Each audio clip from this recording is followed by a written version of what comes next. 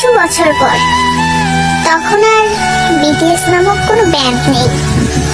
তখন বিটিএস এর 7 জন মেম্বার কারো স্বামী, কারো বাবা নামে পরিচিত।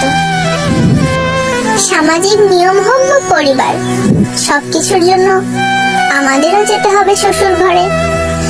হয়তো তখন সারাদিনে আপনাদের কথা ভাবার সময় হবে না, হয়তো তখন সারাদিনে আপনাদের ছবি দেখা হবে না।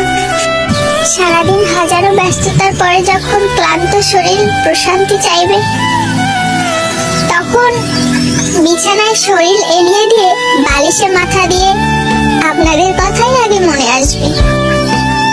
হয়তো চোখ থেকে গড়িয়ে পানি পড়বে, হয়তো স্বামী পাশ থেকে ডেকে জিজ্ঞেস করবে কাঁদছো কেন। বুকে পাথর রেখে আর মুখে সত্য লুকিয়ে বলতে হবে হয়তো বাবা মায়ের জন্য মন খারাপ করছে। আড়ালে হোক, আপনারা আমাদের মনে সারা জীবন থেকে যাবেন।